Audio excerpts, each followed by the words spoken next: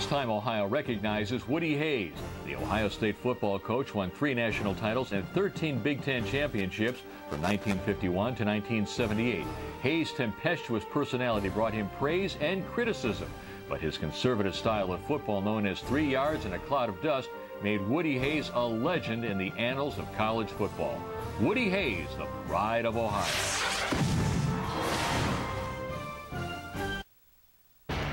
The Ohio High School State Championships are presented by Farmers Insurance.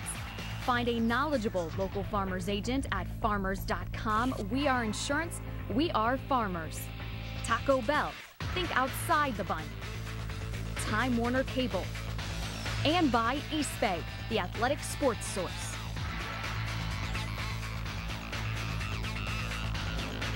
And welcome back to Paul Brown Tiger Stadium.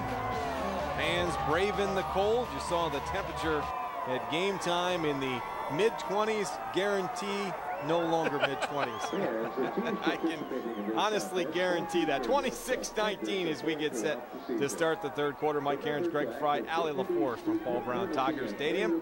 And the Mustangs will get the football after winning and deferring. And right now that looks like a genius call as they're down by 7 to start the second half. It does look like a genius call. And, you know, back to the temperature. It may be cold out there, but it is hot on the field. I don't think any of the guys down there felt the chill. I don't think they care. Of this December day. Glad you could join us here on Championship Friday. Congratulations to the champs that have been crowned so far here in day 1 of the state championships.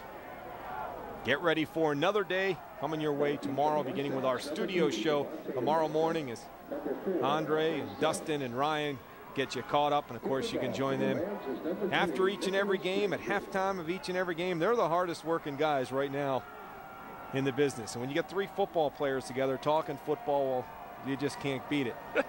Those guys are going at it. You got a running back in there, you got a defensive back in there, you got a quarterback in there, and they're a lot of fun to watch. Football to chew up here this weekend. Absolutely, absolutely. We'll get it going again tomorrow morning. Greg had the morning game here, and now he's getting back on the night side, and flags flying. And this will be brought back, and that's going to go against Trotwood. You know, really, it's been everything that we thought in the first half, minus the turnover by Maple Heights, which is the difference right now here to start the second half as Trotwood cashed in. Well, turnover and punt return for a touchdown. I think the difference in the first half. And once again, I want to see adjustment-wise. You know, for the Mustangs, they've got to get a running game established. Only 13 yards rushing at halftime. That's not a lot. And they've had a couple negative plays, but they got to get Ransom and Shaq Washington running the football a little bit, and they got to find a way to stop the run. Because, you know, we talked about so much about the quarterbacks, but, you know, Antoine Gilbert kind of quietly, I would say quietly, but had over 100 yards at halftime, doing a great job running the football. And you know that's something that Trotwood Madison's going to continue to do. And he had a huge first quarter, and then they went to the air, and with the lead, he was chewing up some big chunks of yardage. I wouldn't not be surprised if they go back to that well one more time. But again, no lead is safe with either of these two teams that can score over 40 points a game. Going to go in the direction of Ransom at the 15. Out across the 30, 35, still on his feet. And he carries it into Ram territory as he crosses midfield at the Trotwood 49. So great field position for Maple Heights. And we take a look at the halftime stats here, Mr. Quarterback, and some big numbers, but not on the rush side. You mentioned the rush yards, and that's the glaring difference right now. Even time of possession in favor of the Rams. Well, it's because they've run the football and done it well, and I think for Maple Heights, they're going to have to run the football. Man, they've done a great job throwing it, as you can see, with 150, but boy, you got to be able to be balanced to win a game like this. And so far, Trotwood's done a better job at that. So a first down here in Rams territory, as you see the yardage just by quarter, and what a huge difference. That's Stubbs in motion, and they're going to throw it inside. Dana Day going to make the catch at the 42, pick up a 7. It'll bring up 2nd and 3 as Bam Bradley's in on the tackle for the Rams. I think Dana Day's happy to check through that one low because Bradley was coming. You know, 6'2", 203 safety, you don't want to be in his way. Get down and catch the football. A lot of young football players in some key positions for these Rams. A secondary with some sophomores and some juniors in it. We talked about Michael McCray, a sophomore, going both ways. As Stubbs is in motion, shotgun for Shaq. He hands off to Ransom, looking for room. Nothing doing there. Ransom still on his feet. Did a good job to stretch it. And he stretched it. Looks like he got it for a first down. Good second effort by Devontae Ransom. Looked like it was plugged at first here. It was a good job stretching it out, but that defensive line, you see, cuts it back, up and missed tackles. Grigsby was there and missed. Robert Shelley finally brings it down. Grigsby hasn't missed at all tonight, so that is unusual. He's hit everything in front of him. First down for the Mustangs at the 39 to Trotwood. They'll empty out the backfield here. 5 wide receivers as Ransom will go into the slot. Shaq down for Day, and he overthrew him. Had him along the near sideline, but just overthrew the outstretched hand of Dana Day. Yeah, had him just overthrew a little bit. He had a couple guys going vertically right there. Just running the wheel route. Pretty good coverage there. James Winchester on the coverage and off the fingertips. That's the one I think they'll come back to because it was there. Had him by a couple of strides, and there's Shaq's number, 7 of 15, $156 and 3 touchdowns. They'll stay with that empty backfield, which is one that if you've seen Maple Heights play, this is the one most comfortable for Shaq Washington. It's his decision, run, throw, and he's going to show run right here. It's plugged up, and then he gets to the outside, cuts back inside to the 30, and gets close to a first down. Going to be about a yard short. That'll bring up third down. And really, if you've watched Maple Heights play, to me, I think that's the most comfortable formation they run for Shaq Washington. He just has such great field vision. He's all over the place. You can see at this point, just it's absolute creation. A good job by Michael McCray there, forcing him back inside so to help him get it. But Shaq still picks up positive yards to put him in a third and short situation. Nick Grigsby, Bam Bradley in on the tackle. Third and about 1 now, and that's going to be Shaq straight ahead over the right side. Grigsby just that's fun to watch. I don't know how much, and Grigsby's down after the contact, slow to get up.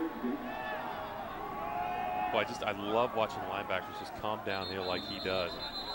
And maybe get the wind knocked out of him because he was in that hole in a hurry. Take another look. I think he beat Shaq to the hole. See him coming in, just you can't tell what he did there. Yeah, it's tough to tell. Grigsby has been, but just a great job filling. I mean, he's a beast filling. Can't tell if he got hit in the arm or got the wind knocked out of him. Seems to be okay, and that's a good sign. I have a feeling he's going to be back on the field pretty quick. 6'2", 205, well-recruited Division I prospect. Cincinnati, Kansas, Syracuse, Michigan State, Bowling Green, you name it. And from what we've seen tonight, you can see why he's been much sought after. So 1st and 10 at the Trotwood 27. Ransom in the backfield now with Shaq Washington. This is Ransom. Ransom over the left side inside the 25. Picked up 4 on the play. He'll bring up second down. That's a good pickup on first down. I think Coach Phillips is going to be happy with that. Anytime you can pick up 4 or 5 first down, it makes the second down call so much easier. You got to give a lot of credit to this offensive line, really young offensive line. Sophomores and juniors. You got the center in Donovan Garner, his first team All-Ohio. Other than that, it's a real young offensive unit that Shaq Washington operates behind. And again, when you create as much as Shaq does, that's an offensive lineman's nightmare. Your head's on a swivel the entire time. 9:17 left to go. Straight drop. Shaq looking end zone, broken up. Nice play. Again, looking for Andre Stubbs, and that one is broken up by Cameron Burrows. Boy, big time play by Cameron Burrows, coming up over the top, using that wingspan to knock that one down. You know, there's a seam, pretty good throw, and you see Burrows just come over the top.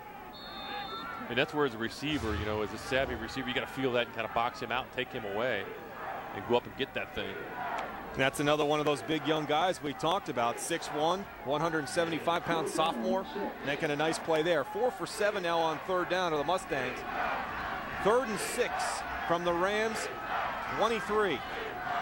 Right side for Shaq. Now looking back the other way for Stubbs. Has room, has the first down at the 15, the 10, and he's knocked out of bounds just inside the 10, where it'll be 1st and goal as Stubbs came back They showed one way, and he was back the other. I love it. You know, just dead sprint out to the right, but Stubbs is lined up on the right side and runs a drag across the grain. You see him cross your screen right there, and Shaq just stays low. Good job decoying, throws it across the grain, and Stubbs knows what to do with it.